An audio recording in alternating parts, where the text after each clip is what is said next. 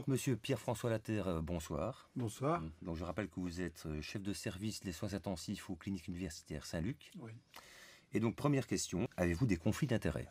Oui, j'en ai un, mais qui n'a rien à voir avec la crise Covid. J'ai un statut un peu de consultant dans une firme allemande qui fait du testing de marqueurs d'inflammation, mais en aucun lien avec ni les traitements ni la prise en charge du Covid, donc dans un tout autre domaine, quoi. Pouvez-vous vous exprimer librement? Subissez-vous des pressions? Librement, théoriquement, oui. C'est-à-dire que, voilà, dans la structure dans laquelle je vis et je travaille, défend, du moins du côté de l'université, une liberté académique et donc la possibilité de s'exprimer et d'exprimer son avis. Mais on sent malgré tout une pression directe et indirecte sur le fait qu'il y a un peu deux mondes avec des approches différentes sur la gestion actuelle de la crise. Et donc, on a tendance à voir une séparation entre des gens qu'on pensait liés les uns aux autres, parce que les opinions divergent et deviennent stigmatisantes et séparent un peu les groupes. Et c'est plus fort maintenant qu'en mars-avril? Clairement, parce qu'en mars-avril, je pense qu'il y avait une grande incertitude sur c'est quoi la maladie, les dangers, on ne sait pas très bien comment ça se passe, on ne sait pas très bien comment on risque de l'attraper. Il y avait un état de stress beaucoup plus marqué. Je parle du personnel soignant principalement. Il y a un certain recul qui a été pris maintenant, et ce recul, avec les mois qui se sont écoulés et la gestion des malades, a vu aussi un peu du risque qu'il y en avait de contamination, clairement, mais qu'il était gérable.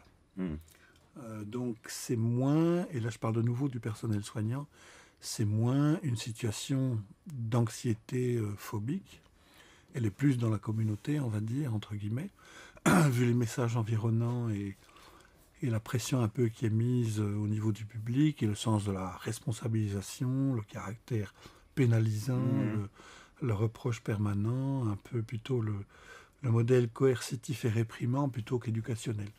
Et donc le personnel soignant, lui, a appris beaucoup plus avec le temps les risques qu'il pouvait encourir, et donc a une vision un peu différente. Ok. Est-ce que c'est plus ou moins pareil dans tous les pays, ou est-ce que certains pays ont plus un consensus général? Je pense notamment à la Suède. C'est-à-dire c'est un peu le problème des gestions épidémiques au sens large. Je pense qu'il y a eu des approches parfois un peu dogmatiques dans un sens comme dans l'autre.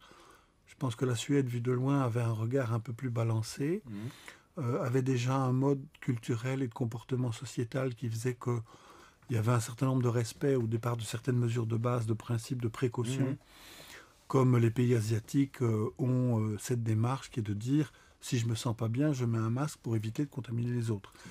Donc c'est une démarche un peu différente de la nôtre, qui était celle plutôt d'un mode répressif, ou en tout cas réprimant, si on ne suivait pas ces mesures-là. Et donc c'était un peu plus difficile à implémenter dans notre schéma culturel, qui est plutôt celui d'une liberté complète, alors que l'autonomie et la liberté passaient par une éducation.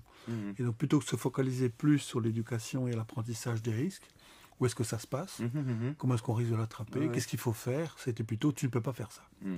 Et point. Et donc ça a été là un peu les débats plus difficiles et les comportements plus difficiles, et l'acceptance plus difficile en général. Donc je pense qu'il y a un peu un comportement qui diverge selon les régions, l'éducation et le mode sociétal de base. Oui, tout à fait. Donc vos positions par rapport à la gestion de la crise ont-elles évolué par rapport à celle de fin août? Non, alors on ne remet absolument pas en question du tout ce qu'on a dit au mois d'août. C'est quoi l'historique du mois d'août? C'est d'avoir déjà réagi au mois de mai. On avait fait une capsule vidéo à l'époque pour surtout insister sur le fait que c'est pas qu'on voulait pas de mesures, il fallait des mesures, mais qu'il fallait d'autres mesures. Et d'autres mesures de manière à éviter surtout les dégâts collatéraux. Et donc on a séquestré entre guillemets la population dans un mode de type biologique et de survie, dans lequel à tout prix il fallait éviter que des gens se contaminent, parce que sinon ils allaient mourir. Et donc ce faisant, au début on pouvait comprendre, on ne connaissait pas suffisamment la maladie d'une part, il fallait éviter la saturation des hôpitaux, ce qui a été le cas au mois de mars et au mois d'avril. Mais après, il fallait apprendre à vivre avec le virus, sachant très bien que ça pouvait durer longtemps, et on le constate, ça a duré plus longtemps que prévu, ou ça dure plus longtemps que prévu. Mais donc, on voulait surtout que les mesures soient des mesures qui soient proportionnées, c'est-à-dire qu'elles aient un sens. Et ce sur quoi on a insisté, c'est d'avoir un groupe de réflexion plus large que simplement une approche virologique ou une approche simplement biologique, et qui était de dire, voilà, on a un virus, il y a une contagiosité, on peut s'infecter, ça peut être des formes sévères, on peut en mourir. Qu'est-ce qu'on peut faire comme mesures qui ont du sens, qui ont une démonstration scientifique, pour à la fois prévenir ce risque de contagiosité, mais en évitant les dégâts collatéraux. Et en sachant très bien que finalement, on prenait des mesures strictes et sévères pour protéger une population à risque, et on séquestrait, ou en tout cas on enfermait toute la population en son entièreté, en particulier la population jeune. On abandonnait complètement énormément de secteurs, avec des dégâts collatéraux qui allaient finalement coûter plus cher, y compris même en survie, puisqu'on a vu pendant ce temps-là, au mois de mars et en avril, et encore en mai et en juin, quantité de gens qui ne se présentaient plus à l'hôpital, de par crainte de s'infecter. Et donc, on a vu des retards de prise en charge de beaucoup de maladies. Et là, il y a des données suffisamment robustes, tant sur le plan du cancer que les maladies cardiovasculaires, où on a vu que toute une série de diagnostics, on ne les voyait plus. Et petite question, est-ce que ce retard est résorbé maintenant ? Alors, ce retard s'est résorbé en partie pendant le mois de juillet et le mois d'août et le mois de septembre. Et puis, on revoit recommencer une prise en charge ou un délai dans la prise en charge de certaines pathologies. Si on prend l'exemple du cancer, on sait qu'en Belgique, on a à peu près 5000 diagnostics par mois. Et c'est tombé à 2500, alors que le cancer n'a pas disparu, on le sait très bien. On a vu des affections cardiovasculaires, y compris des infarctus aigus, ne plus se présenter à l'hôpital, mais on a vu quantité de gens arriver avec des décompensations cardiaques post-infarctus qu'ils avaient fait à domicile. Donc tout ça avait un impact sur la surmortalité qu'on a voulu attribuer purement à la Covid. Ça, c'est un. Et puis il y a toutes les conséquences au niveau sociétal et social, que ce soit les difficultés intrafamiliales, la dépression chez les jeunes. On voit bien l'augmentation actuelle, même si on n'a pas encore les chiffres, des tentatives de suicide et de dépression, des soucis d'ordre psychologique, psychiatrique et de la santé mentale au sens large. Et on sait très bien aussi que des gestions comme ça de cette crise, que ce soit le lockdown, en tout cas le confinement, et le maintien de mesures restrictives, les atteintes de l'ORECA, de différents secteurs publics, ont fait que beaucoup de gens vont perdre leur emploi. Et quand il y a une crise économique, et ça, c'est pas nous qui l'avons inventé, c'est même Cien Sano qui le dit, dans les 5 ans, 8 ans qui suivent une crise économique, on a une surmortalité parce que les gens ne se soignent plus très bien. Il y a une perte financière importante, et donc les gens qui n'ont parfois plus les moyens ou suffisamment de moyens que pour se prendre en charge correctement. Donc c'est surtout ça qu'on avait insisté, en disant surtout, prenons des mesures qui soient réfléchies, proportionnées et qui font sens. On a eu ce débat dans l'été ou à la fin de l'été en disant porter le masque dans un endroit confiné, ça a du sens. Porter le masque en rue, ça n'a pas de sens. D'accord ? Donc c'est une mesure qui ne tient pas la route. Interdire des activités sportives en plein air, alors qu'on sait très bien que ce n'est pas tellement là qu'on va s'attraper, ça n'a pas beaucoup de sens. Fermer l'ORECA alors que les mesures qui étaient prises étaient bien respectées et ce secteur-là faisait très bien, ça n'a pas beaucoup de sens. Mais ça a un impact économique et secondairement, ça aura un impact sur la santé à plus long terme, pas dans l'immédiat, mais à plus long terme. Et donc c'est surtout ça qu'on avait insisté, en disant prenons des mesures qui font sens et avec une adhésion de la population parce qu'on fait de l'éducation. On s'est retrouvé au mois de septembre-octobre avec de nouveau des contaminations importantes, favorisées par la saisonnalité et qui étaient surtout en intracommunautaire. Sur Bruxelles, on a vu arriver une vague de gens, et c'est vrai principalement des allochtones, qui avaient un mode de vie social différent d'un certain nombre de gens en Belgique, et qui faisait qu'ils vivaient à 3 générations ensemble, avec une contamination transgénérationnelle, et donc un nombre très important de sujets plus âgés et plus à risque qui sont présentés contaminés pendant cette période-là. Tout ça parce qu'il y avait toute une série de publics qui n'étaient pas directement touchés par l'information, qui étaient sous-informés ou qui ont banalisé parce qu'ils n'avaient pas eu d'éducation adéquate. Et donc, il y a eu une pression médiatique, il y a eu un stress médiatique énorme, mais qui n'a pas ciblé les bonnes personnes. Et donc, qui a perdu de son bénéfice et de son impact. Ah oui. Et comme certaines de ces mesures n'avaient pas de sens, il y a eu une perte d'adhésion très rapidement, voire dès le départ, ou en tout cas à partir du mois de mai-juin, et profitant en plus à ce moment-là du déclin des contaminations, je pense que beaucoup de gens se sont dit, mais voilà, il n'y a plus de raison de faire quoi que ce soit comme mesure. Et comme elles n'ont pas beaucoup de sens pour certaines d'entre elles, on ne voit pas pourquoi on adhérerait. Un peu comme le port du masque mi-juillet, décidé chez nous dans les magasins. Oui, par Alors exemple. que l'épidémie était extrêmement faible à ce moment-là. Oui, et que les conditions de transmission virale étaient bien moins importantes. Et donc il a fallu la fin de l'été pour voir les contaminations réaugmenter. Et à ce moment-là, c'est parti très rapidement, de manière importante, combinant à ce moment-là des conditions climatiques qui étaient favorables, plus un peu une vie sociale plus à l'intérieur qu'à l'extérieur. Est-ce que du coup l'ouverture des écoles a pu jouer à ce moment-là, vu que c'est reparti plus ou moins au même moment? Alors ça a été une grande angoisse parce qu'évidemment tout le monde s'est dit les enfants vont l'attraper, ils vont contaminer les parents et ainsi de suite. Les chiffres n'ont pas été dans ce sens-là. Et là il y avait donné, y compris même du CDC, donc l'organisme de santé publique au niveau européen, mais au niveau d'autres continents également, qui n'a pas fait de corrélation entre la réouverture des écoles et l'augmentation importante des contaminations à ce moment-là. Ah d'accord. Et deux, il y avait aussi une importance de maintenir les écoles ouvertes pour la santé mentale des enfants et tous leurs impacts associés. Et donc on l'a bien vu ici, chacun a craint à chaque fois la réouverture des écoles ou la fin des vacances comme étant un risque important de contamination. Quand on regarde les chiffres, qui sont d'ailleurs peu communiqués ou pas assez communiqués, l'essentiel des contaminations s'est fait en intrafamilial et sur le lieu de travail. Et ce n'est pas spécifiquement les écoles ou l'ORECA qui a conduit aux recontaminations importantes de l'automne. Donc selon un rapport du CDC d'août 2020, 94 personnes des personnes décédées avaient au minimum une comorbidité et elles avaient en moyenne 2,4 ou 2,6 comorbidités. Est-ce pareil chez nous? Non, absolument. Donc c'est-à-dire que tant au mois de mars-avril que maintenant au mois d'octobre-novembre, on retrouve dans ceux qui vont décéder plusieurs caractéristiques. D'abord, il y a un énorme effet âge, qui n'est pas une surprise, parce que ça, c'est valable pour tous les problèmes infectieux en général. C'est-à-dire que les gens qui ont plus de 80 ans ont une réserve physiologique qui est très altérée. Ils ont déjà presque atteint leur espérance de vie. Et chez eux, un facteur infectieux de ce type-là peut être suffisant que pour être associé à des complications et une mortalité importante. Il y a tous les autres, évidemment, et ça, c'est là-dessus que beaucoup de gens se sont intéressés. C'est-à-dire qu'il y a dans la tranche d'âge qui va de 50, 55 ans jusqu'à 75 ans, une proportion non négligeable de gens également qui se sont infectés avec des formes sévères. Et dans cette population-là, il y a énormément de gens qui avaient des comorbidités. Alors, on a parlé de l'obésité, on a parlé de l'hypertension, on a le diabète, des facteurs d'insuffisance respiratoire, des cancers, de l'immunodépression, des choses comme ça. Et puis il y a un tout petit groupe, mais qui évidemment est plus interpellant, qui n'a pas ces caractéristiques de facteurs de risque et qui doit avoir une prédisposition génétique. Et ça, on le sait déjà pour d'autres maladies infectieuses, qu'un certain nombre de gens ont une réponse de l'organisme qui n'est pas appropriée. Et donc on a vu un petit pourcentage qui est de l'ordre de 3, 4, 5%, qui sont des gens qui n'ont pas visiblement de comorbidité habituelle, ou en tout cas associée habituellement à des infections plus sévères, et qui l'ont fait. 3, 4, 5% des décès. 3, 4, 5% des formes sévères. Ah oui. Qui peuvent être associées pour 30-40% des cas associés à des décès, oui.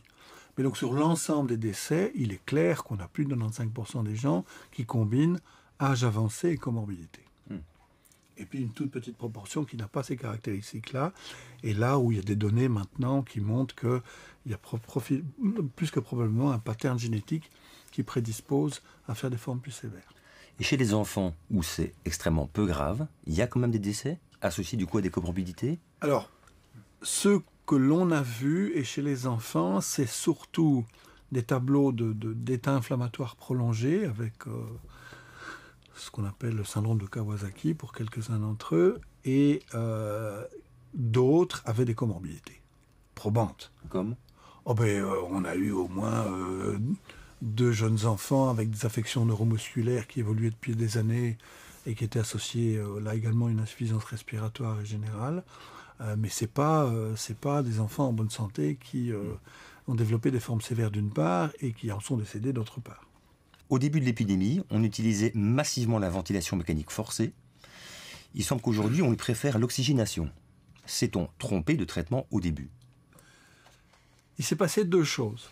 Devant l'inconnu du virus et surtout le risque de transmission, certaines sociétés scientifiques, dont la Société française, avaient recommandé de mettre ces malades sous respirateur pour éviter la dissémination du virus.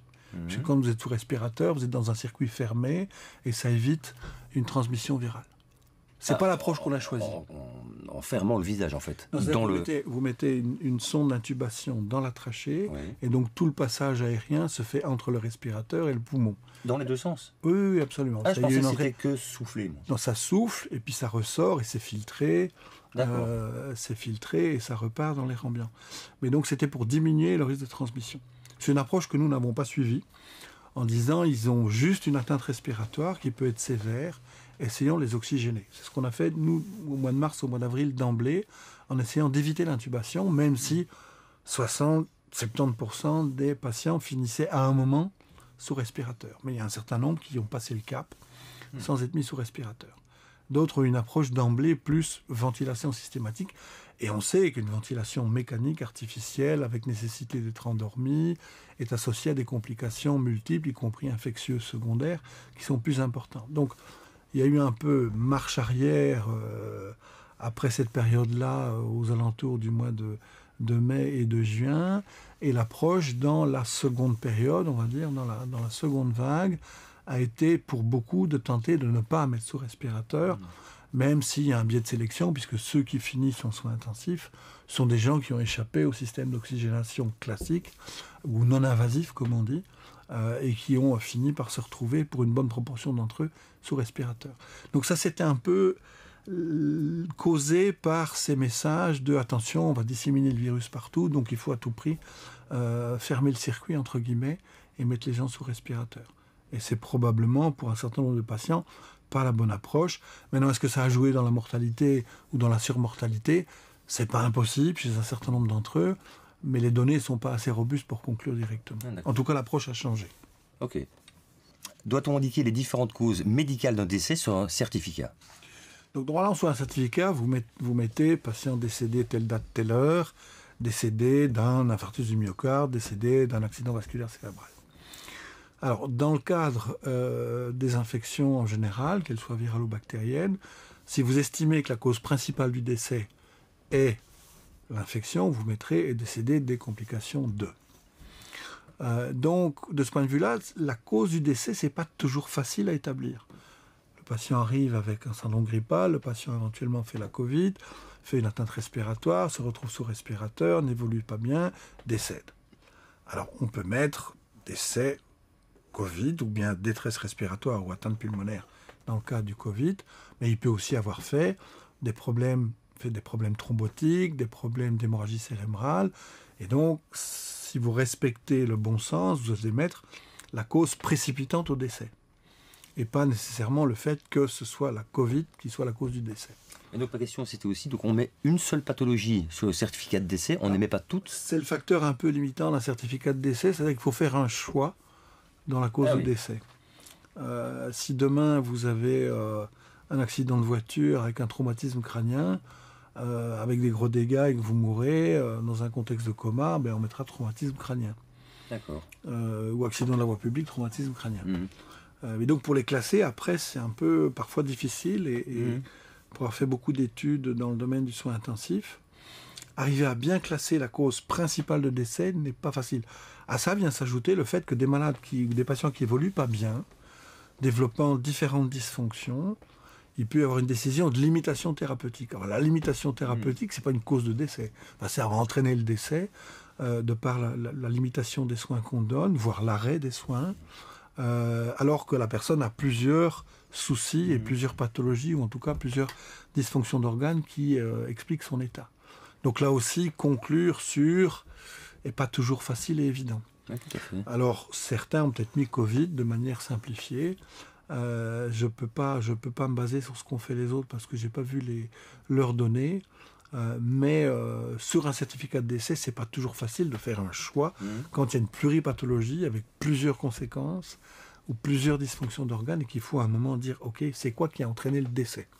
Est-ce que du coup on fait des autopsies? Est-ce qu'on en a fait beaucoup ici pendant le Covid? Alors, c'est une question un petit peu d'école.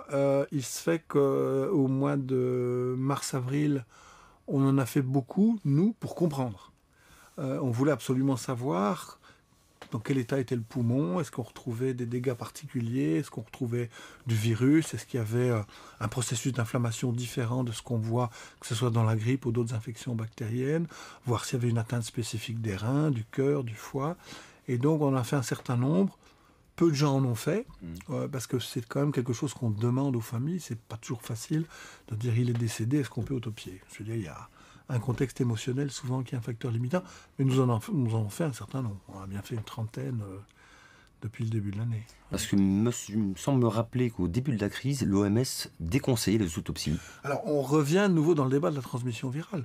C'est-à-dire qu'en fait, il faut savoir qu'au mois de mars et au mois d'avril, même transporter des tubes de sang suivait un chemin particulier et de précaution parce que les gens qui allaient techniquer ce sang au niveau du laboratoire ne souhaitaient pas être exposés à un risque d'infection virale. Donc il est clair, de la même façon, quand il y avait des décès, la consigne était de, entre guillemets, de fermer la boîte et de tout bien isoler, de ne pas la réouvrir, de peur de voir une dissémination. Peut-être un peu de surréaction. Ah oui, à ce moment-là, on est complètement dans un stress qui est celui où on ne sait pas très bien comment ça va se transmettre, ou en tout cas, quelles sont les conditions dans lesquelles ça va se transmettre, et si ça dure longtemps.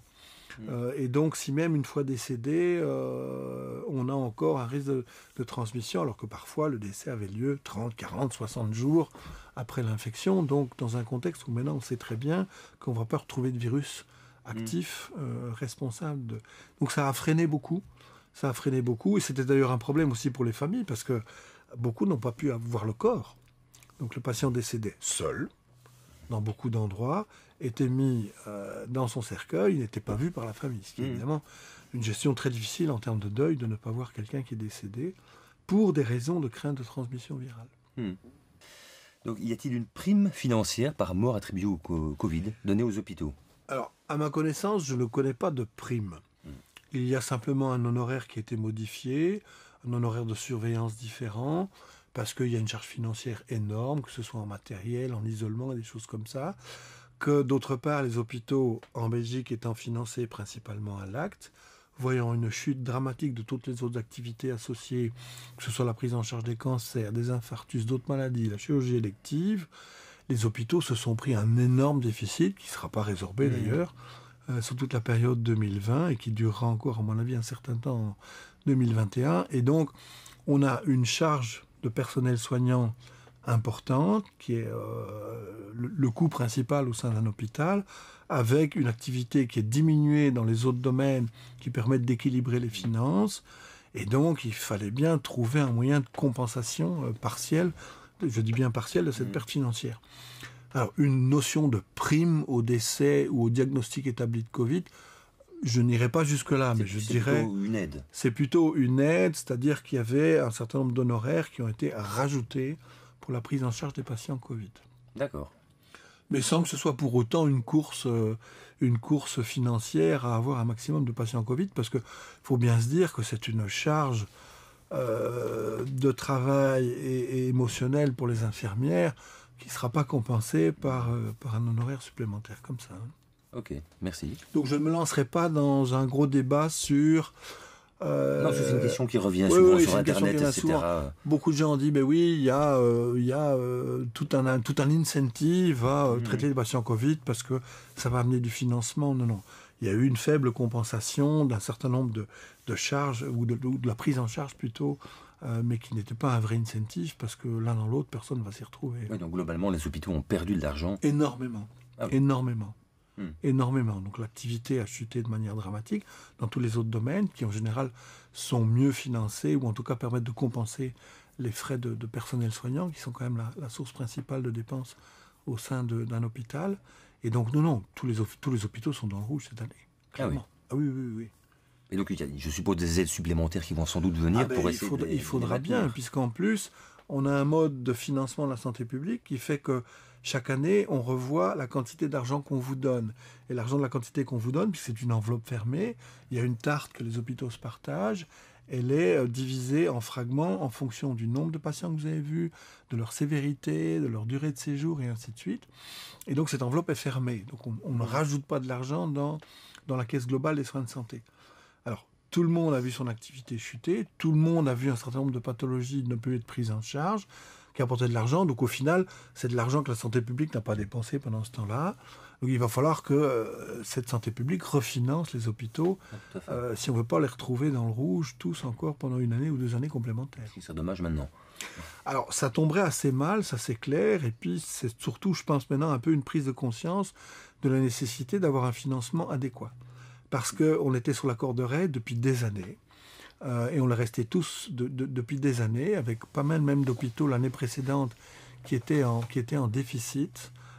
Et on se rend bien compte que maintenir une structure à flux tendu, où on demande d'avoir une activité médicale qui rapporte pour compenser les frais, n'est pas une bonne démarche. Et donc, entre guillemets, j'espère que cette crise va permettre de repenser un petit peu en grande partie le système, ou comment il est financé, ou en tout cas, comment il faut redistribuer l'argent au sein du système. Donc on pourrait dire peut-être que cette crise Covid a un peu peut-être ouvert les yeux des gouvernements sur la nécessité d'un système de santé qui soit performant pour absorber une crise éventuelle. D'abord, quand on prend l'exemple ici des soins intensifs, je pense qu'on a découvert, enfin certains ont découvert, d'abord c'était quoi un soin intensif, qu'est-ce qui s'y passait dedans, quel personnel était nécessaire, combien de lits on avait. Je veux dire, c'est pas des chiffres qui circulaient. Combien il en fallait, qu'est-ce qu'une pandémie justifie comme infrastructure. Et donc, c'était un peu de l'improvisation la petite semaine. On a demandé aux hôpitaux d'augmenter leur capacité en lits de soins intensifs, sans prévoir les moyens en conséquence, sans avoir le personnel. C'est facilement réalisable, ça, au point de vue matériel? Sur le plan matériel, oui. Donc, en fait, transformer des locaux ou certaines salles en unité de soins intensifs parce qu'il y a un raccord à l'oxygène, parce qu'il y a des prises, parce qu'on peut mettre des monitoring, parce qu'on peut amener de l'équipement, ça ne demande pas un effort important. Mais il faut le personnel qui va avec. Si vous n'avez pas des infirmières qualifiées qui sont en Belgique en plus formées spécifiquement pour le soin intensif, vous allez mettre de l'équipement, des patients, des médecins éventuellement, enfin on espère, et puis des infirmières surtout, qui sont le maillon le plus important dans cette chaîne de soins, mais qui sont déjà, on était déjà en déficit au cadre l'année précédente, les 2 années précédentes, et donc vous ne les inventez pas en 5 minutes. Donc la formation d'infirmiers et d'infirmières n'attire plus? Alors, il se fait que l'année précédente, les études sont rallongées d'1 année. Et donc on se trouve dans une période dite blanche, où il n'y a pas d'infirmières sortantes pour venir combler les effectifs qui sont déjà, eux, déficitaires. Pourquoi ? Parce que c'est un métier qui est quand même pénible. Beaucoup de gens ne font pas une carrière complète. Ils restent 5, 10, 15 ans et puis bifurquent dans d'autres activités. Et donc, il faut être attractif. Alors, c'est difficile d'être attractif quand, 1, on relance la durée des études, 2, on n'augmente pas le financement et les salaires, et 3, vous voyez votre pénibilité augmenter. Donc, je pense que, clairement, c'est un problème qui préexistait et qui a été exacerbé par une crise comme celle-là, clairement. Donc là aussi, il va falloir repenser un petit peu, pas simplement la formation, qui en tant que telle était bonne, mais qui a été allongée, et trouver un moyen d'être attractif dans ce domaine-là. Beaucoup de gens pensent à changer de carrière. Beaucoup de gens pensent ne pas continuer. Maintenant, spécifiquement, à cause de la crise du Covid ? Oui. En fait, depuis le début de l'année, on était à flux tendu et en difficulté, et on vient, avec la crise du Covid, augmenter les besoins, les demandes, la charge de travail, le nombre d'heures à prester, et on est en période où on avait pu peu recruter, puisqu'il y a eu peu de sorties des écoles infirmières à ce moment-là. Et donc les gens repensent un peu leur carrière. Je veux dire, oui, forcément. Donc voilà. Parce que des besoins, il y en a, ça clairement. Qu'un acte de médecin, une consultation, si c'est pour une consultation Covid, il pourrait toucher un peu plus. Est-ce que c'est vrai ou pas, ça ? Est-ce qu'il y a vraiment une... Ah non, mais il y a par exemple... Pour un médecin de ville, je parle, médecin généraliste de ville, est-ce que la consultation, si c'est pour une grippe ou un Covid, diagnostiqué, excusez-moi, a posteriori, est-ce qu'on paye plus cher ? Ce qui s'est passé au moment du début de la crise, de par le fait qu'il y avait un peu un flou artistique sur les risques d'infection, de contamination, il n'y avait pas le matériel adéquat, il manquait de masques, et ainsi de suite, ce qui a été fait, c'est une consultation téléphonique, avec un honoraire de consultation si vous aviez un contact téléphonique. Donc évidemment, ça a aussi changé la prise en charge, parce que beaucoup de gens ne voyaient plus le médecin. Alors la discussion peut être plus ou moins fructueuse et adéquate par téléphone, mais ça ne remplace pas l'examen physique, soyons clairs là-dessus. Et donc, ça a permis d'avoir un honoraire de consultation classique dans une conversation téléphonique éventuellement courte, Et donc ça peut éventuellement poser un problème. Mais c'était une manière d'essayer de solutionner ou de compenser la difficulté du contact physique direct avec les craintes de transmission et d'avoir quantité de médecins ou d'infirmières qui soient contaminés en première ligne. Mais donc, c'est pas sous forme d'une prime, il n'y a pas un incentive à s'occuper de patients Covid, loin de là. Et au niveau des hôpitaux, certainement pas. Il y avait un honoraire dit de surveillance journalier qui venait s'ajouter aux honoraires conventionnels, en particulier au niveau des soins intensifs, mais je vous le dis, c'est 29 €. D'accord ? Alors, sachant le coût du matériel additionnel et de protection, vous ne couvrez pas vos besoins. Donc, c'est pas là que les gens puissent faire de l'argent, soyons clairs. Okay. Et pendant ce temps-là, toute une série de secteurs au niveau médical n'ont plus d'activité, n'ont plus pu opérer, et donc eux ont une perte de revenus qui est importante. C'est plutôt l'inverse qui s'est passé. Comment expliquez-vous qu'en Belgique, nous ayons la mortalité la plus élevée par million d'habitants ? Nous sommes à l'heure actuelle à plus ou moins 1700 morts par million d'habitants, loin devant tous les autres pays, si on accepte Saint-Marin. Alors c'est un gros débat. D'abord, en début de crise, on compte tous les décès, en particulier dans les maisons de retraite. On n'a pas les tests, on ne fait pas la preuve, mais on considère que comme on est dans une période épidémique, il est plus facile d'assimiler tous les décès comme étant causés par la Covid. Alors c'est une critique qui a été faite en Belgique. Ça a été une reconnaissance à l'extérieur en disant on a l'honnêteté de compter tous les morts, mais en fait on n'a pas les tests. On n'a pas les tests pour documenter et faire la preuve que c'est des Covid. Donc il faudrait séparer les deux périodes. Et il faudrait regarder la période de août-septembre jusqu'à maintenant, où là, clairement, quasiment tous les malades ont une documentation par des tests et où on peut faire une vraie estimation ou un vrai calcul de la mortalité. Mais toute la période de mars-avril, on s'est rajouté plusieurs milliers de morts dans les maisons de retraite, où fatalement, tout patient en difficulté respiratoire a été assimilé à une Covid. Et donc là, probablement, on a rajouté plusieurs milliers de morts. Donc il faudrait peut-être retirer 3, 4, 5 000 morts et refaire le calcul différemment. Ou séparer les deux périodes, puisqu'on a tout assimilé à la Covid pendant ce temps-là, et regarder la seconde période et se rendre compte qu'en fait, notre mortalité n'est pas différente des autres. 2, on a eu certainement beaucoup plus de patients ou de gens contaminés qu'on ne l'imagine, de nouveau parce qu'on n'avait pas les tests. Et vu notre densité de population et notre promiscuité, on ne peut pas faire la preuve de l'inverse actuellement, puisque c'est un peu trop tard d'aller retester a posteriori. Mais quand on voit déjà le nombre de gens qui, au niveau de la Croix-Rouge, quand ils donnent leur sang, ont des anticorps, on l'estime à 15%, or quand on donne son sang, en général, on est en bonne santé, ça veut dire que probablement dans la population générale, c'est beaucoup plus. Sans compter tous ceux qui ne développent pas d'anticorps, comme beaucoup chez des jeunes qui font des formes moins sévères, voire pas sévères du tout, et qui n'ont pas d'anticorps. Donc on a certainement eu 2-3 millions de Belges qui ont été en contact, contaminés, infectés, et pas les 600 ou les 700 000 qu'on chiffre actuellement. Donc ce faisant, on a eu la pointe de l'iceberg, alors que peut-être la base était très large et qu'il y avait beaucoup de gens, au mois de mars, au mois d'avril, qui étaient contaminés et infectés. Donc, c'est pour ça que à ce moment-là, le calcul, c'est si vous divisiez le nombre de morts par le nombre de gens qui ont eu un test positif, vous atteignez des chiffres comme celui-là. Alors, vous allez dire, oui, mais ici, on a le chiffre de milliers de morts par million d'habitants, mais on ne sait pas combien l'ont fait. Alors, dans des pays où la densité est beaucoup moindre, vous pouvez avoir une population totale qui est la même que la nôtre, mais le risque de contamination plus faible. Donc, je ne crois pas que la prise en charge ait été moins bonne, que les traitements soient moins bons. Et si on regarde que ceux qui sont hospitalisés et qu'on regarde que ceux qui sont hospitalisés en soins intensifs, on ne va pas trouver de différence par rapport aux autres pays, voire que du contraire dans pas mal d'endroits. Donc je crois qu'on a un problème de dénominateur. Et ne sachant pas exactement combien étaient infectés, surtout dans la première période, il est difficile maintenant de pouvoir dire que notre mortalité par nombre d'infectés est plus grande qu'à l'étranger. Mais est-ce qu'on ne pourrait pas refaire des tests a posteriori par des prélèvements de sang qui auraient été faits à l'époque? Ça n'aurait pas été possible de le faire, ça? Si on retrouve pour tous ces gens-là du sang, mais on ne stocke pas... Non, je veux dire, est-ce que ça aurait pu être fait par le gouvernement? Se dire, on ne sait pas tester pour l'instant, on fait un prélèvement, on analysera plus tard afin de pouvoir... votre portage viral, il va disparaître. Donc vos tests type PCR font qu'au bout d'un mois, 2 mois, ils vont être négatifs. Donc on ne va pas faire la documentation. Vous pouvez faire les anticorps, mais tout le monde ne fait pas des anticorps. Et puis la durée de vie de ces anticorps, elle est limitée dans le temps. Donc le jour où vous vous retrouvez, comme on a eu à partir de juillet-août, avec un accès aux tests beaucoup plus important, ceux qui l'ont fait en février, mars, avril, pour beaucoup, votre test va être négatif. Donc vous ne pouvez plus recalculer Et puis d'autre part, c'est un coût économique important de vouloir retester toute la population s'il n'y a pas un bénéfice. Par contre, tester un maximum de population maintenant pour essayer d'isoler les gens qui sont positifs, ça c'est beaucoup plus rentable en santé publique. Tout à fait. Alors, une très vaste question. Par quel mécanisme meurt-on du coronavirus? Embolie pulmonaire, on l'a entendu beaucoup, thrombose cérébrale, désaturation en oxygène. Alors, on a beaucoup parlé d'une tempête inflammatoire.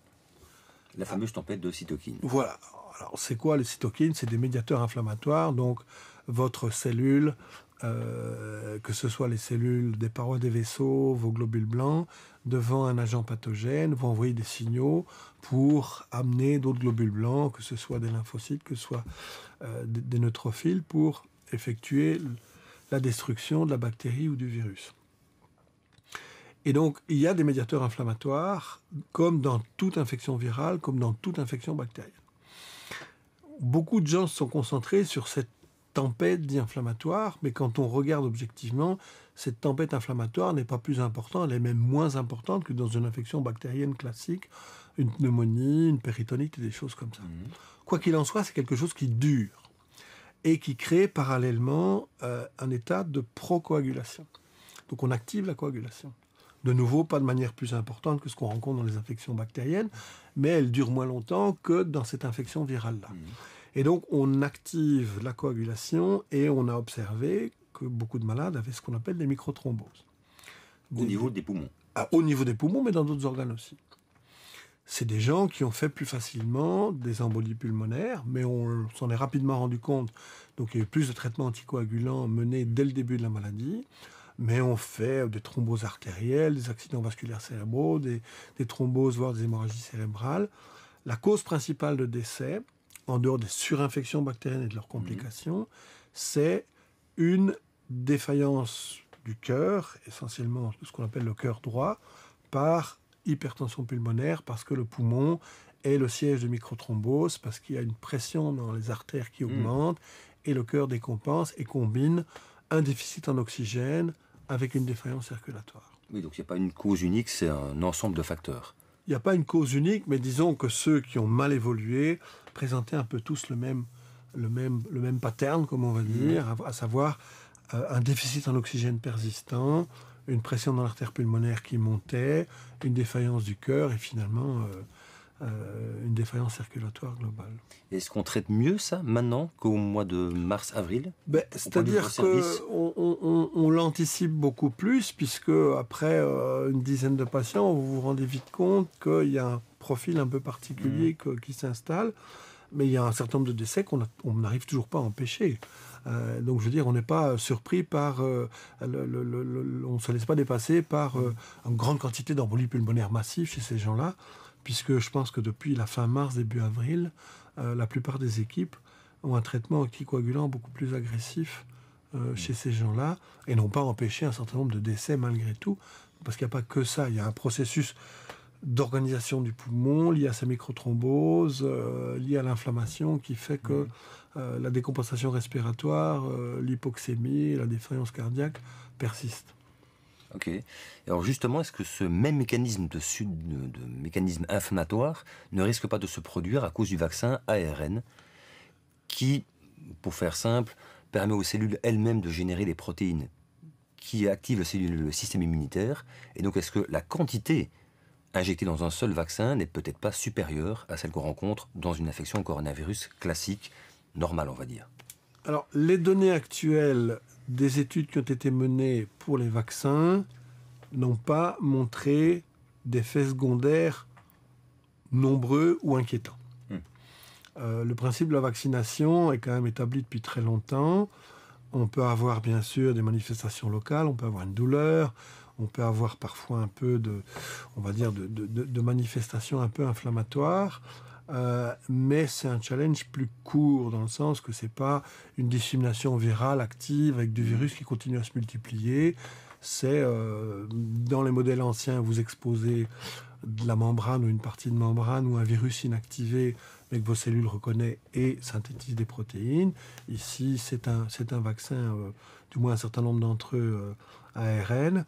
il n'a pas été observé de grosses tempêtes inflammatoires, plutôt des réactions locales ou des réactions générales beaucoup plus limitées. Donc je ne pense pas qu'il faille craindre de la même façon qu'on précipite des gens dans un état inflammatoire important et surtout prolongé comme on l'a dans les infections sévères à Covid. Donc, mais il y a beaucoup d'autres questions qui se posent encore, à savoir combien de temps va durer la protection, est-ce qu'il y a une corrélation, est-ce qu'on développe plus d'anticorps qu'on ne le ferait dans l'infection dite naturelle, est-ce que le fait d'être vacciné fait qu'on a essentiellement moins de formes sévères, mais on peut quand même faire des formes légères, est-ce que ça va vous empêcher de transmettre le virus si vous y êtes exposé. Tout ça est important parce que si c'est pour dire on vaccine, on diminue le nombre de décès, mais on n'empêche pas la transmission du virus, donc les mesures doivent rester, y compris le port du masque, on ne sait pas très bien où on va à ce moment-là. Donc il reste encore beaucoup de questions sur les bénéfices associés théoriquement à une vaccination. Le but principal étant d'avoir quantité de gens qui ne font plus l'infection et donc on limite la transmission virale au sein de la communauté. Mais là, on manque encore de données. On peut juste dire que sur les dizaines de milliers de cas qui ont été inclus dans les études, on n'a pas vu une quantité d'effets secondaires plus importante dans le groupe placebo. Donc voilà, ça c'est la partie, on va dire, actuellement rassurante, même s'il y a encore des grand nombre de questions par rapport au vaccin en général. Et justement une autre, vu qu'apparemment ce virus mute assez vite, peut-être même plus vite qu'une grippe saisonnière normale, est-ce que ça a vraiment du sens de vacciner les gens, puisque est-ce qu'on ne devrait pas du coup les revacciner 2 fois par an, 3 fois par an, et du coup arriver à un truc qui est ingérable? Oui, alors, ça fait partie des questions, ça c'est clair. On a abordé le problème des mutants, qu'ils soient anglais, africains du Sud, et des choses comme ça. Le principe des virus, de la vaccination actuelle est de se diriger principalement contre une protéine exprimée à la surface du virus qu'on appelle la spike. Et donc si le virus mutant garde ces caractéristiques-là, les vaccins tels qu'établis actuellement devraient fonctionner. Mais c'est sûr qu'on n'a pas encore assez de recul de ce point de vue-là. Si la mutation portait sur d'autres protéines qu'ils n'ont pas reconnues, on pourrait se poser la question de savoir si les vaccins tels que développés sur base des premières souches garderont la même efficacité sur les autres souches.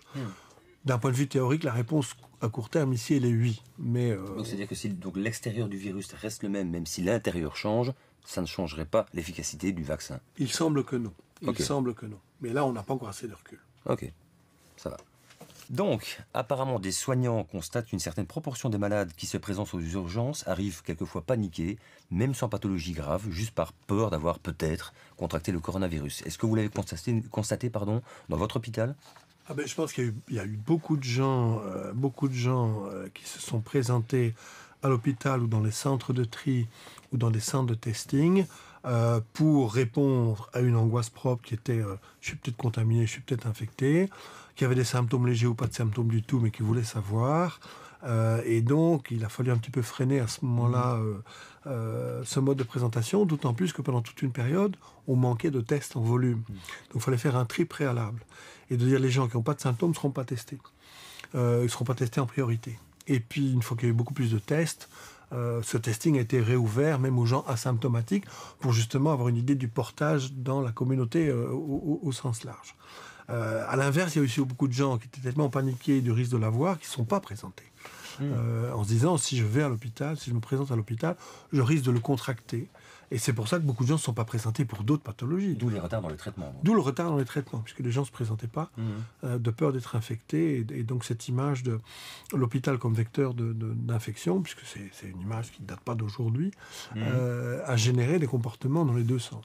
Soit de vouloir se faire tester à tout prix parce qu'il y avait des angoisses, il y a des gens qui se sont fait tester à répétition, soit de ne pas se présenter, de craindre d'attraper le virus, parce qu'on est dans un milieu contaminé ou contaminant. Est-ce que ça revient un peu à la normale maintenant ? Est-ce que ça se calme un petit peu ? Alors, il y a évidemment plusieurs biais, c'est-à-dire que les gens ont tendance à revenir, mais pas encore dans le nombre qu'on connaissait. Il n'y a pas eu cette saison-ci pour l'instant de grippe classique. Chez les enfants, on n'a pas encore vu ce qu'on appelle le RSV, un virus respiratoire qui cause des bronchiolites et qui est une cause d'admission en pédiatrie importante pendant la saison hivernale. On a encore des gens qui n'osent pas se présenter. Et donc, le volume d'activité est de loin plus bas que ce qu'on connaît normalement en cette période-ci. Les mois les plus actifs au niveau hospitalier, c'est novembre, décembre, janvier, février et mars, parce qu'on combine à la fois une grosse activité chirurgicale élective, de la chirurgie d'urgence et tout l'ensemble des maladies infectieuses dans les décours de la grippe et des pneumonies. Et donc on n'a pas du tout rejoint ou réatteint le niveau classique pour l'instant. Puis il y a encore un certain nombre d'hôpitaux qui ont gardé des unités pour les Covid, qui sont en train de se vider, qui se ferment petit à petit depuis un mois à peu près, mais l'activité n'est pas revenue à la normale du tout, dans tous les domaines de prise en charge. Et je rebondis sur la question de la grippe saisonnière. Donc cette année, apparemment, la grippe aurait disparu. Alors à ce point de vue-là, j'avais entendu une certaine théorie de compétition entre les virus, et que peut-être le coronavirus aurait pu, entre guillemets, prendre la place de la grippe. Si vous êtes défendeur des mesures, et de toutes les mesures, vous dites les distanciations sociales, la limitation des contacts, le port du masque a fait qu'il n'y a pas eu de transmission. Il y a surtout pas, on ne peut pas dire qu'il n'est pas disparu, on ne l'a pas encore vu. On ne l'a pas encore vu cette année, on est déjà en mi-janvier maintenant, et on devrait déjà être largement en saison grippale. Alors se pose la deuxième question, si le terrain est occupé par un premier virus, il n'y a pas la place pour le second, puisqu'on touche les mêmes susceptibilités en général, les mêmes fragilités. Donc étant déjà contaminé par un virus, on ne va pas faire le second au même moment. Il faut savoir qu'on fait difficilement 2 virus en même temps. Ça c'est clair aussi, puisque votre organisme va sécréter un certain nombre de substances à action antivirale, donc on ne fera pas conjointement la grippe classique saisonnière, donc l'influenza et le coronavirus, ça non. Mais donc on n'en a pas vu en nombre, ou en tout cas pas vu certainement comme on aurait dû en voir. Donc les deux hypothèses tiennent la route. Ah, tout à fait. Et donc ce qu'on appelle le quorum sensing, ou la compétition entre les espèces, fait qu'on peut très bien ne pas avoir laissé la place pour les autres virus. D'accord. Saisonnier pour l'instant. Ok, merci. Et puis il y a eu aussi une campagne de vaccination avant celle du corona qui était importante aussi. Ici, début d'automne. Au début fin de l'été, début d'automne. Exactement. Il y a même eu un débat, est-ce que la vaccination grippale va vous protéger du coronavirus? Est-ce que, à l'inverse, ça n'a pas la facilité? Enfin, il y a eu ça a circulé un peu dans tous les sens, avec parfois beaucoup de messages contradictoires. Mais donc, il faut constater que cette année, pour l'instant, la grippe saisonnière, on ne l'a pas vue. Et chez les enfants, le RSV, on ne l'a pas vu. Est-ce que votre service de soins intensifs a été saturé, effectivement, pendant cette épidémie, que ce soit première vague ou seconde vague? Est-ce que vous êtes vraiment arrivé à refuser des malades? On s'est retrouvé à flux tendu pendant une période de plusieurs semaines. Ça veut dire que, grosso modo, quasiment tous les lits étaient occupés, pas uniquement par des Covid, puisqu'il y a quand même d'autres pathologies urgentes et aiguës. Chaque hôpital devait avoir un quota de lits et de lits de soins intensifs destinés à la Covid. Et on a vu un mouvement qui s'est échelonné en octobre, où les hôpitaux bruxellois se sont retrouvés saturés en termes de lits mis à disposition pour les Covid. Et le système belge, cette fois-ci, de redistribution a fonctionné relativement bien. Et donc, on a transféré dans les zones où il y avait moins de Covid. Et puis, le transvasement a recommencé un peu dans l'autre sens plus tard. Mais donc, la Belgique, qui dispose officiellement de 2000 lits de soins intensifs, a eu jusqu'à 1474 patients à un moment donné admis en soins intensifs pour des raisons de Covid. Donc ça veut dire qu'il restait grosso modo 500 lits pour s'occuper de tous les autres, ce qui est problématique, mais on a parallèlement arrêté la chirurgie élective ayant besoin de soins intensifs, et donc ça a permis d'amortir l'onde de choc. Et donc, on ne peut pas dire que des patients n'ont pas eu accès aux soins intensifs en Belgique. Ils ont dû être transférés pour un certain nombre d'entre eux. Oui, donc des hôpitaux ont été saturés, pas le système. Certains hôpitaux ont été saturés plus ou moins rapidement. À un moment, la province de Liège s'est retrouvée saturée, a transféré vers la Flandre, a transféré une trentaine de malades vers l'Allemagne et la proximité de frontières. Et puis, Bruxelles en a transféré vers le sud et la Flandre. Et puis le NO s'est retrouvé saturé et a transféré dans l'autre sens. Donc le système a fonctionné. Donc il y a des patients qui sont allés de Liège en Flandre occidentale pour des raisons de place et de disponibilité de place.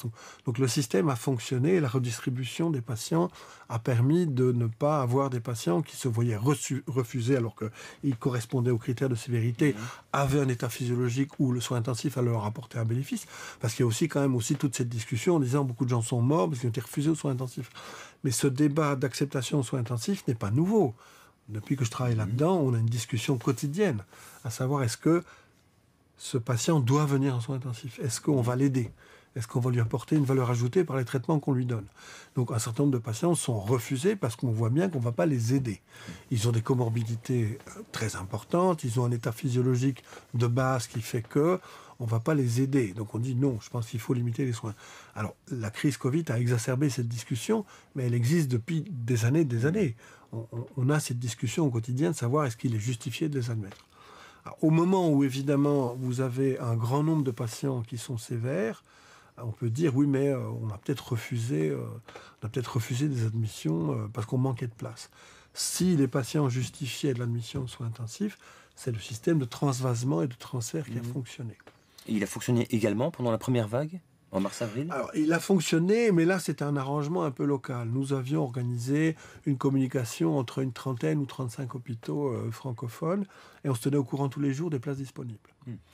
Ça nous a été reproché d'ailleurs, parce que le fédéral a dit vous outrepassez vos droits. On a dit on n'a pas eu d'autre explication, donc on s'organise entre nous.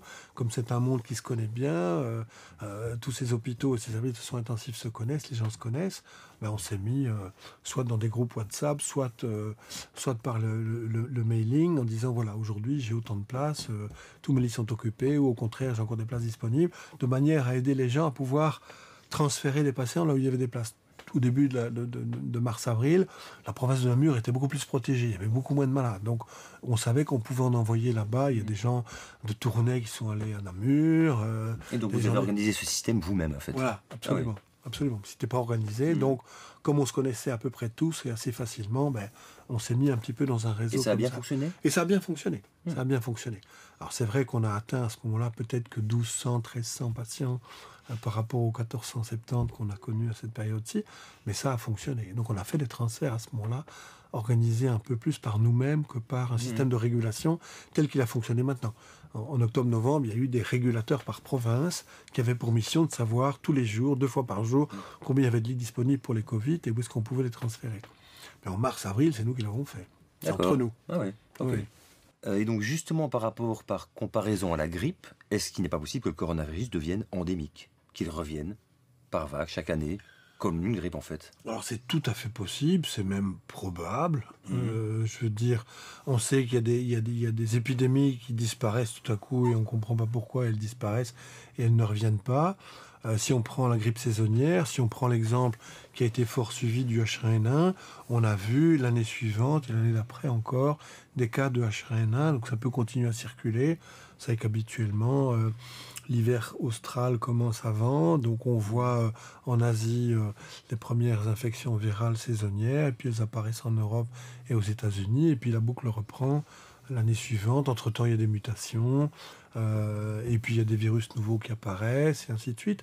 Et donc, on peut tout à fait imaginer que ça continue à circuler. C'est là toute l'intention de toutes les autorités sanitaires en général, c'est d'avoir une masse de gens qui soient vaccinés et qui font que la transmission diminue. Donc ça, c'est le but premier, l'objectif premier dans ce sens-là. Donc voilà, donc je pense qu'il y a une demande d'adhésion à la vaccination en disant si tout le monde se vaccine, on va arrêter le processus. Mais on a d'emblée dit, dès le mois de mars, la seule possibilité de sortir de la crise, c'est le vaccin.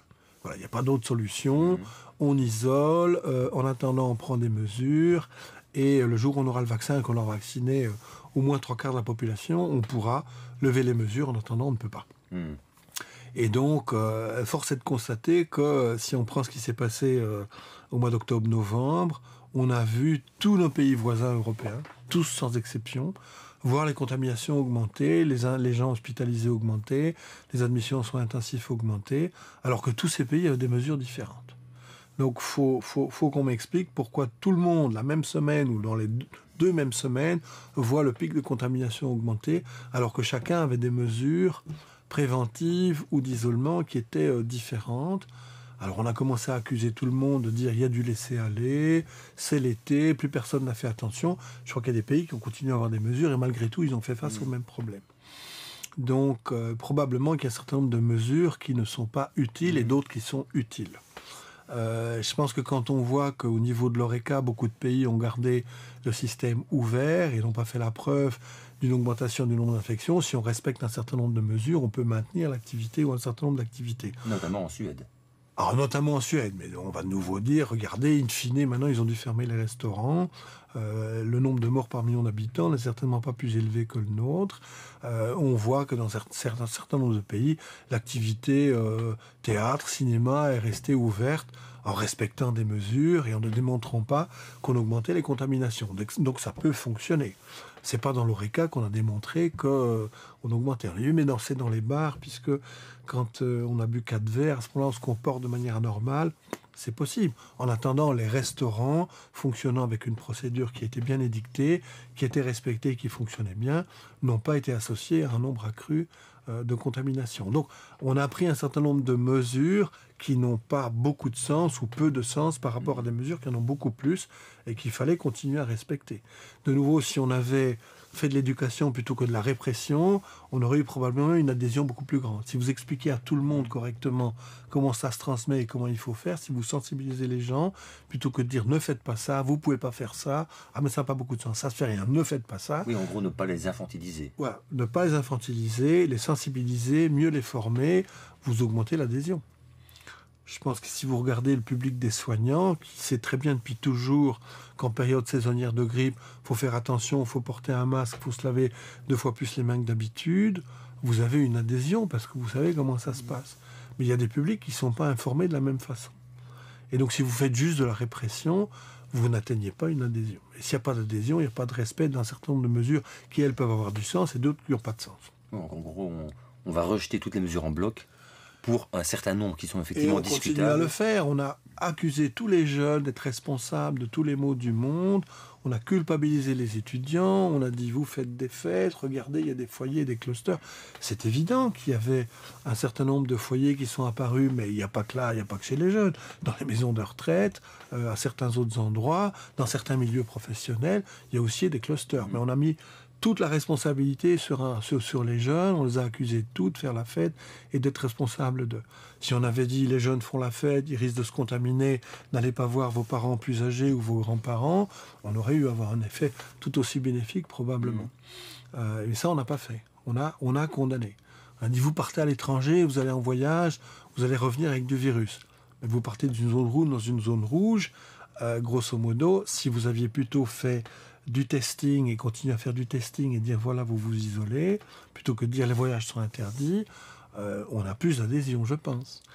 Si dans le milieu dans lequel vous allez, vous respectez des mesures et vous expliquez pourquoi, vous avez plus d'adhésion, vous diminuez les contaminations. Toute chose qu'on ne fait pas suffisamment. Oui, on fait assez d'éducation. On fait plus de répression que d'éducation. Et donc on perd l'adhésion du public, surtout quand ça dure dans le temps et qu'on voit les dégâts collatéraux.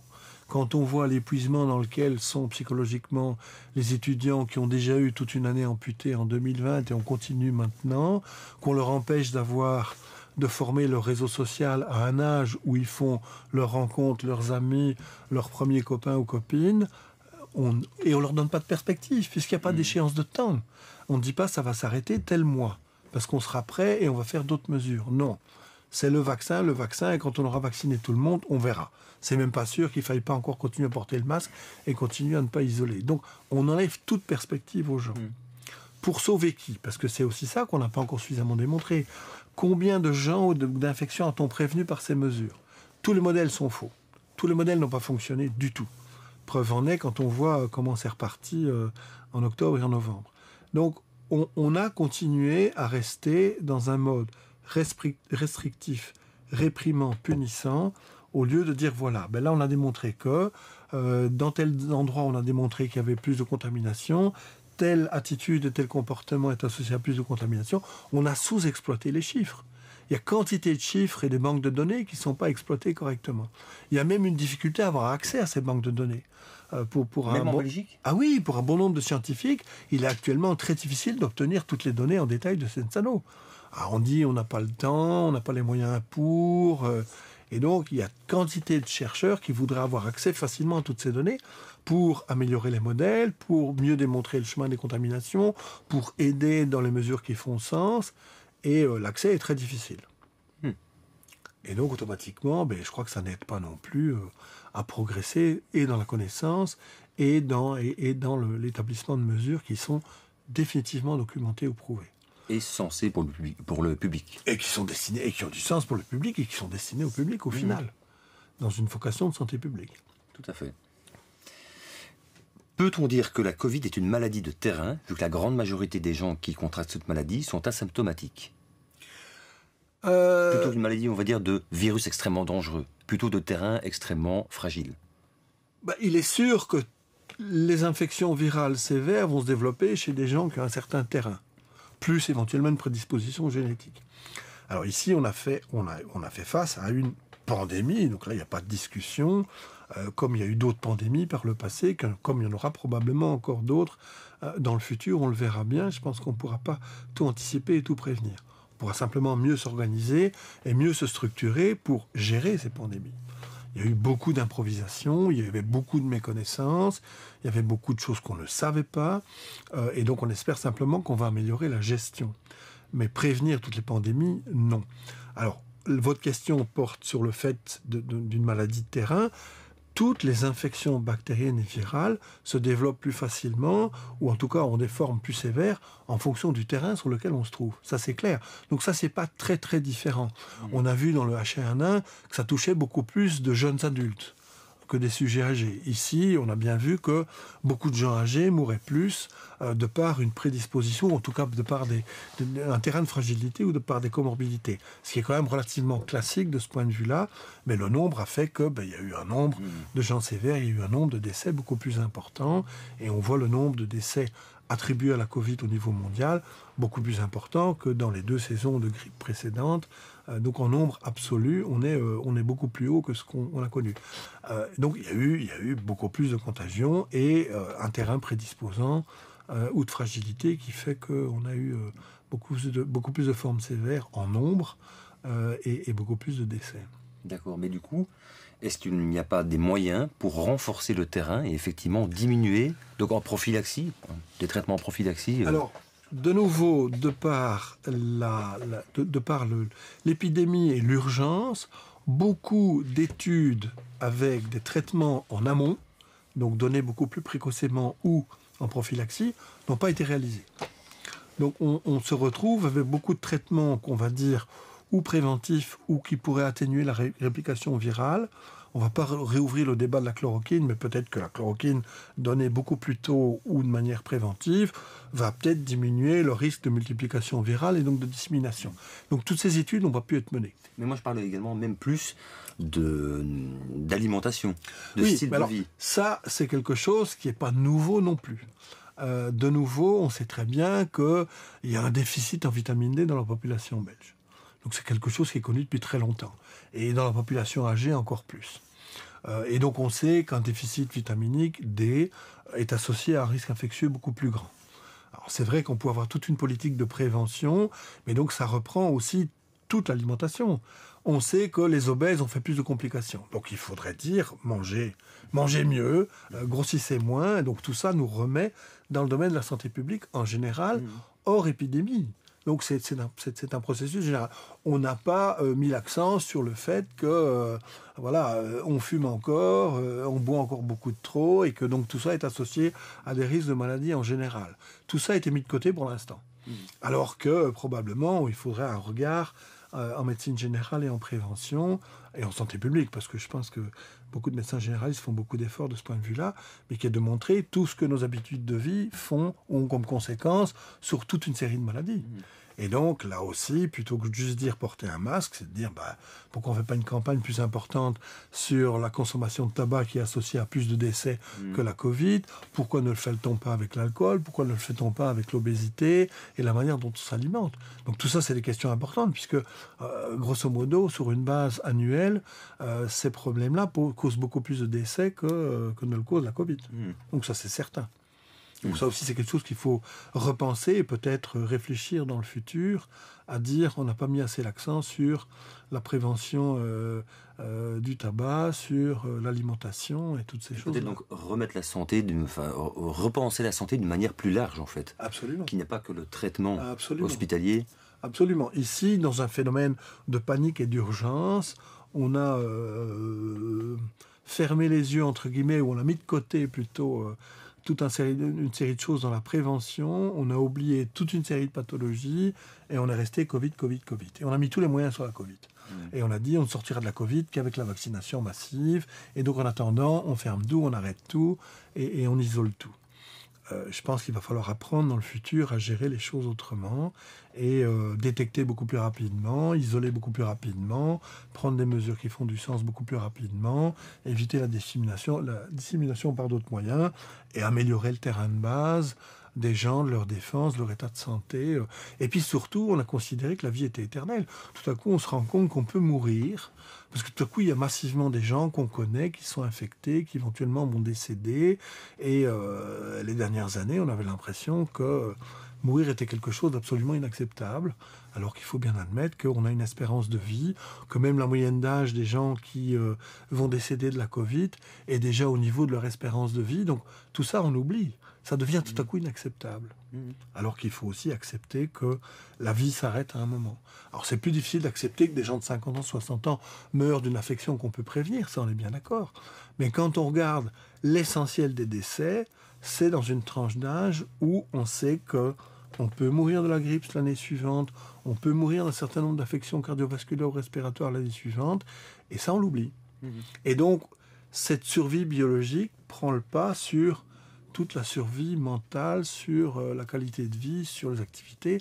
Les sujets âgés ont payé 2 fois le prix, parce que non seulement beaucoup sont morts de la Covid, mais en plus ont été isolés de leurs contacts sociaux et vont passer leur dernière année de vie sans plus aucun contact social, sans plus aucune qualité de vie. Tout ça on l'oublie.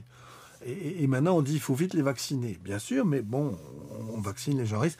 Dans ce groupe-là, on ne sait d'ailleurs pas très bien si le vaccin va prendre, puisqu'on sait qu'avec la grippe, chez des gens de plus de 80 ans, il y a 50% qui vont répondre et développer des anticorps et être protégés, parce que leur système immunitaire est en phase d'éteinte progressive, et donc la stimulation qu'on leur donne avec un vaccin ne va pas nécessairement fonctionner. Ici, on a beaucoup étudié la tranche d'âge plus jeunes, principalement des gens de 20 à 60 ans, dont on sait que ça prend beaucoup mieux. Donc là aussi, on a un certain nombre de questions qui sont encore sans réponse pour l'instant. D'ailleurs, à ce sujet, j'avais entendu, me semble-t-il, que le vaccin n'avait pas été testé sur des gens de plus de 75 ans. Ce qui paraît assez curieux. Oui, il y a eu un petit nombre de gens, ou en tout cas une proportion beaucoup plus faible de sujets âgés ou à risque qui ont été étudiés. Il y en a eu, mais proportionnellement, il n'y en a pas eu le quart de tous ceux qui ont été testés. Alors que c'est le groupe cible. Alors c'est le groupe cible. Alors, les immunodéprimés, les gens très âgés et avec des facteurs de risque n'ont pas constitué l'essentiel, au contraire, de la population qui a été testée dans les 2-3 études de vaccins actuelles. Peut-être un peu inquiétant. Et c'est pour ça qu'il faut continuer à faire des études. Tout à fait. Je pense qu'il ne faut pas se limiter simplement à vacciner. Il faut continuer à faire des études avec un suivi de ces gens à 3 mois, à 6 mois pour voir ce que ça devient et combien de temps est maintenue la protection éventuelle avec ces vaccins-là. C'est le public cible et c'est le public le moins testé dans les études. On est bien d'accord. Tout à fait. Qu'en est-il de la liberté de prescrire des médecins généralistes ainsi que leur droit à la parole? Et là, notamment, on repense l'ivermectine de nos jours, l'hydroxychloroquine, etc., qui aurait peut-être pu être prescrite en début de traitement. Alors, au mois de mars, au mois d'avril, au mois de mai, il n'y a pas d'interdit. De nouveau, il y a peu de données, il y a peu de connaissances, on ne sait pas ce qui éventuellement peut avoir un effet bénéfique. Au mois de mars et avril, tout le monde recevait la chloroquine en milieu hospitalier, et puis l'OMS dit ça ne marche pas, et on s'arrête.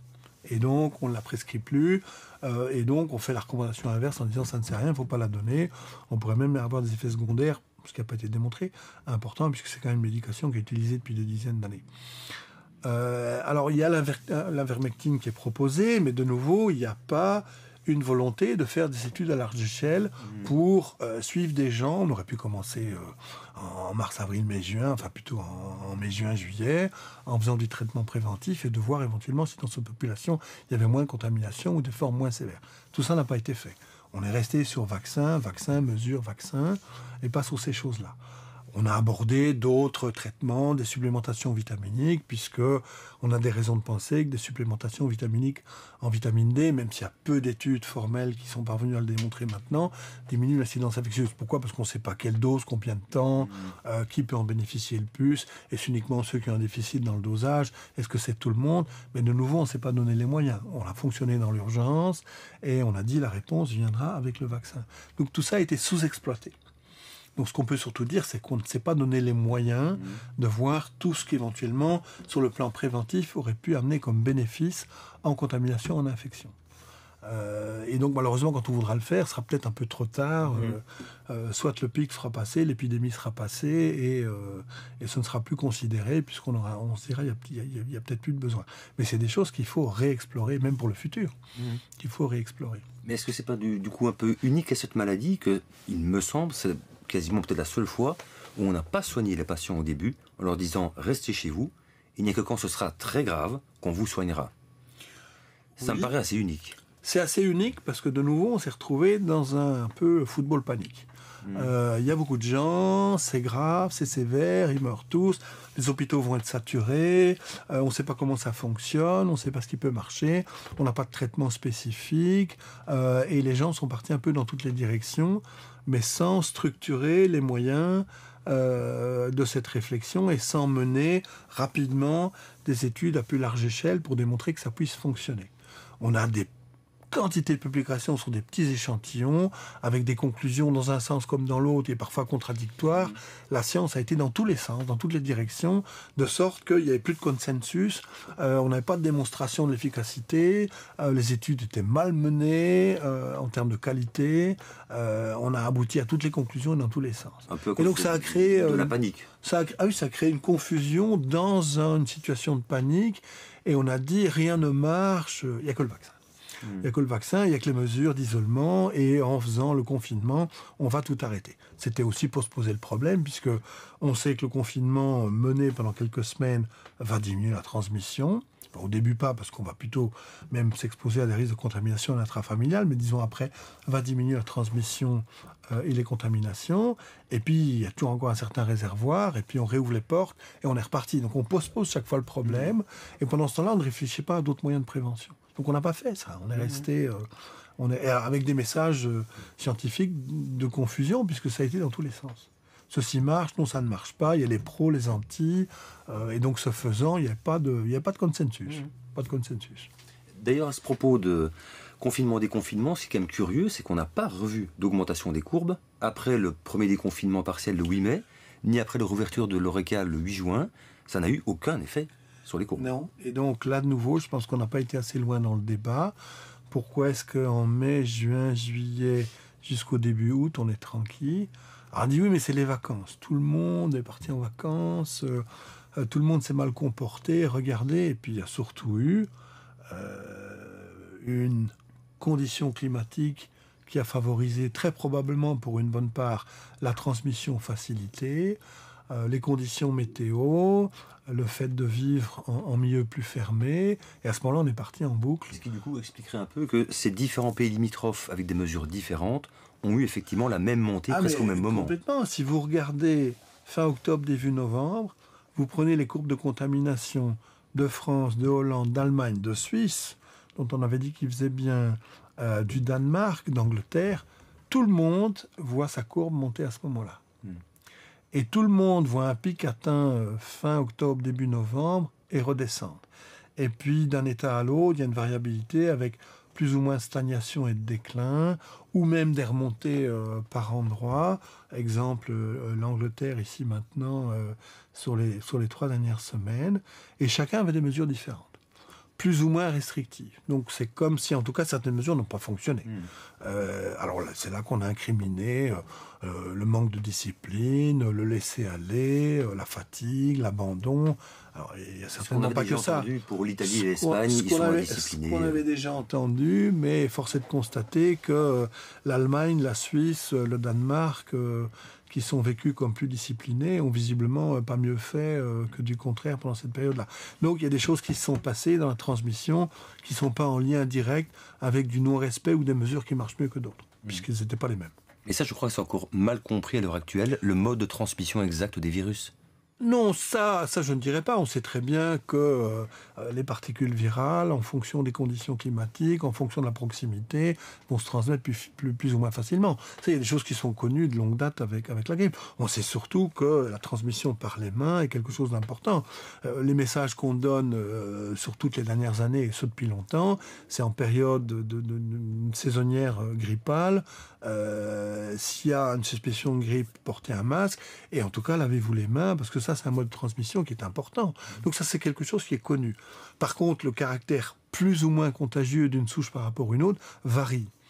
Ce qui est dit là maintenant, c'est la souche anglaise n'est pas plus sévère, mais a une contagiosité plus grande. On verra bien la confirmation ou pas. Donc ça, on sait quand même les modes de transmission.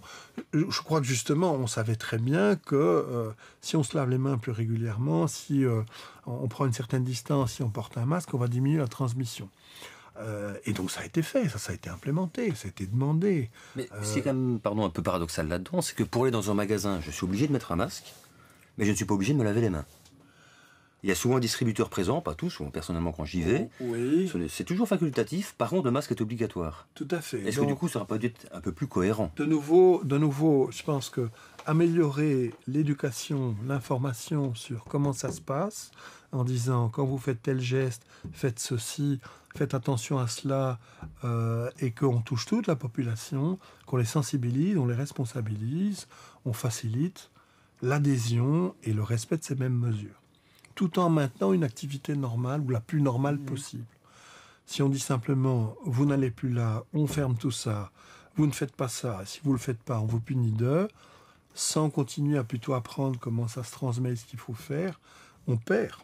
Et puis le temps coule, on se fatigue et on sature, puis on commence à voir toutes les conséquences et les dégâts collatéraux, et on crée des clans de gens qui sont opposés à tout ou pour maintenir tout, et on n'est pas cohérent, on n'est pas consistant. Et cette dissension et cette division en deux mondes s'est accentuée, et tout qui ne respecte pas la vision unique complote, alors qu'on ne va pas au fond du débat. Et qu'on pourrait dire, ben voilà, on a pu démontrer que ça fonctionne, ça fonctionne pas. Allons dans ce sens-là. Respectons ceci. Le temps passe et on accepte. Maintenons cela parce qu'on va maintenir une cohésion sociale et un mode de fonctionnement de la société. Non. On a dit, on ne peut pas, on ne fait pas, faites attention à, on vous punira si, ça on ne peut plus faire, et c'est tout. Et pas rentrer assez dans l'explication, et surtout ne pas exploiter toutes les données dont on dispose sur la transmission, où elle se passe, dans quel lieu, dans quelles conditions. On a dit, voilà, on ferme les bars, on ferme les restaurants. Mais on n'avait pas démontré que dans les restaurants, on avait des clusters qu'on avait contaminés. Donc ça ne va pas, ça ne fait pas sens. Je pense aussi, même plus près de nous, ici, je pense que c'était il y a quelques semaines, l'interdiction de promenade dans les fagnes. Oui. Alors là, évidemment, ça fait un peu rire. Alors, soit c'est parce que on risquait de se contaminer, ce qui est quand même peu probable, soit on peut dégrader l'environnement parce qu'on est trop nombreux et qu'on ne respecte pas les sentiers, les zones protégées, ainsi de suite. Alors si c'est pour dire on fait du dégât dans les fagnes comme milieu naturel qu'il faut protéger, ça a du sens, il y a trop de gens, il faut les freiner. Si c'est pour dire on va vous transmettre le virus alors qu'on est à 10 mètres, 100 mètres de distance à marcher au milieu des bois, ça n'a pas beaucoup de sens. Donc le tout est de voir ce qui a guidé à cette décision-là. Si c'est la transmission virale, ça n'a pas beaucoup de sens. Si c'est dégrader le milieu naturel, ça a peut-être du sens. Moi, ce sur quoi je voudrais insister, et qu'on avait déjà fait au mois de mai, qu'on a redit au mois d'août, c'est ne pas se restreindre à une discussion purement virologique, la survie, le développement ou la contagion. C'est plutôt de voir l'ensemble des mesures avec leur impact. Heureusement que certains sont battus énormément pour maintenir les écoles ouvertes, en tout cas pour les enfants les plus jeunes, même si au niveau des adolescents on fait du dégât. Là, on a maintenu un petit quelque chose le plus longtemps possible en espérant que ça continue à durer comme ça. Si on voit ce qui se passe au niveau des adolescents et surtout des jeunes adultes et des étudiants, c'est catastrophique. Alors que si on les conscientise, on peut très bien arriver au même résultat qu'on l'a dans les commerces non essentiels et ainsi de suite, à savoir faites attention à. Et les gens sont capables de le respecter. On le voit bien dans les auditoires facultaires, au moment où on demandait de prendre des mesures et des distances, c'était respecté. Après, une fois qu'on quitte, donc c'est pas dans les auditoires que ça s'est passé. C'est justement si on n'explique pas bien ce qui se passe en dehors des auditoires qu'on a éventuellement des contaminations. Mais de nouveau, si ça se limite à des jeunes qui respectent le fait de ne pas le transmettre aux adultes en restant entre eux sur leur campus pendant une période longue, on aurait pu avoir aussi moins de dégâts au final, tout en maintenant une vie sociale et un enseignement beaucoup plus ouvert, parce qu'on va payer les conséquences pendant longtemps maintenant. On va payer les conséquences et on dira ah oui mais c'était la faute du virus. Non, c'est pas que la faute du virus, c'est la faute aussi de la manière dont on a géré les mesures et qu'on a proposé des mesures. Quand on débattra, parce que c'est vrai qu'on a dit l'Horeca est fermé et ils vont tous passer en faillite. Certains pas, parce qu'avec les mesures ponts, ils arrivent à avoir un salaire, mais à un moment, ça va quand même pas tenir. On peut pas tenir comme ça pendant 6 mois, pendant 1 an. Après, on dira, oui, mais ça, c'est le virus, c'est pas de notre faute. Non, c'est les mesures. On aurait pu faire des mesures plus proportionnées, plus calculées sur le fait de maintenir une vie sociale et une activité, des emplois. Puis tous ceux qui sont pas dans le circuit de l'emploi officiel, ils n'existent pas. Ils n'existent pas. Nous, ce qui nous avait frappé, ce qui nous avait affecté, c'est pas simplement le fait des malades et des morts, puisque ça a été notre job au quotidien, c'est en rentrant le soir, une queue de chaîne alimentaire au bas de la rue, avec tous des jeunes qui venaient faire la queue pour avoir à manger. Ça vous interpelle. Tous ceux qui ont pu garder leur salaire, ils n'ont pas eu trop de soucis. Il y avait des difficultés, c'est sûr, mais tous ceux qui ont échappé au réseau, parce qu'ils ne sont pas dans un emploi officiel, les travailleurs au noir, une série de gens dans l'Horeca qui faisaient l'essentiel sur une caisse par les pourboires et ainsi de suite, et qui ne sont pas dans les compteurs, eux se sont retrouvés sans rien, du jour au lendemain. Tout cela n'existe plus. Alors, c'est sûr que ça ne représente pas 50% de la population, mais ça peut représenter 10-15%, et eux sont dans une précarité qu'on n'imagine pas. Ah, c'est énorme. C'est sûr que les salariés, les fonctionnaires ont gardé leur salaire en faisant du télétravail. Beaucoup de ces gens n'étaient pas heureux en basal dans leur emploi. Eux, le confinement, entre guillemets, ou le fait de ne pas aller travailler, ça les arrangeait bien. Mais il y a tous les autres, tous les mis de côté et qu'on ne voit pas, ils ne sont pas dans les radars. Oui, et donc je pense que de tout ça, il faut tenir compte. Et puis c'est aussi des gens qu'il faut aider, qu'il faut cibler. Et donc moi, c'est d'élargir les débats dans ces groupes qui réfléchissent aux mesures et ne pas se limiter juste à du biologique, virologique. Il faut ouvrir le débat beaucoup plus. Mais est-ce que vous pensez qu'il est politiquement possible pour les dirigeants de revenir en arrière? Ce serait quelque part admettre que on n'a pas pris des bonnes mesures. Alors, je pense que depuis le changement gouvernemental, on voit mal oser revenir en arrière, sinon c'est un désaveu. C'est de dire on a été à l'extrême. On a bien entendu les discussions sur l'Horeca, il fallait un choc psychologique. Déjà ça, c'est une forme de désaveu. Alors on ne peut pas ouvrir la porte maintenant plus. Alors est-ce qu'on va être sauvé par le vaccin? Ce qui nous sauve, entre guillemets, dans le maintien de ces mesures fortes, c'est regarder, il y a une nouvelle souche mutante qui arrive. Donc il faut à tout prix maintenir la pression de ce point de vue-là. Mais heureusement, avec le vaccin, on va pouvoir être libéré. Donc dès qu'on aura vacciné tout le monde, on pourra ouvrir les portes. Pendant ce temps-là, si on n'a pas une politique vaccinale efficace, on perd encore du temps et des mois s'écoulent. Justement, pour rebondir là-dessus, est-ce qu'on pourra un jour vacciner tout le monde en Belgique? Je veux dire par là que ça va être une durée absolument énorme. C'est-à-dire que si on doit attendre 6 mois pour obtenir toutes les doses, vous étalez pendant ce temps-là et vous retardez la vaccination si c'est la réponse définitive à l'épidémie, et pendant ce temps-là, vous continuez à avoir des contaminations et des infections. Donc vous retardez la politique qui est censée arrêter le processus. Donc, il est sûr qu'il faudrait accélérer, si le vaccin est la réponse, il faudrait accélérer à tout prix la vitesse de vaccination de la population. Certains pays arrivent à le faire. Bon, ok. Est-ce qu'on a été suffisamment organisé? Je ne peux pas répondre à la question. On peut juste s'interroger sur l'étalement qu'on voit du vaccin entre janvier jusqu'à peut-être fin juin. Pendant ce temps-là, on perd du temps, on perd des mois. En plus, qu'est-ce qu'il faut vacciner en priorité? Ceux qui transmettent ou ceux qui vont se faire infecter. Donc, il y a aussi une réflexion à avoir de ce point de vue-là.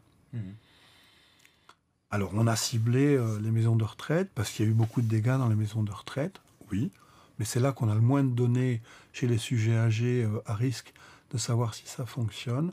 Par contre, on sait où ça fonctionne et on sait normalement les chaînes de transmission. Donc, est-ce que c'est pas plutôt là qu'il faut vacciner? Donc, là aussi, on a une approche qui peut être potentiellement critiquable et qu'on ne rediscute pas pour l'instant suffisamment. Parce qu'on est de nouveau dans un mode de stress et d'urgence et que on part au plus pressé avec une stratégie qui n'est peut-être pas définitivement bien pensée. Merci beaucoup, monsieur Laterre. Merci à vous pour l'invitation. Mais de rien.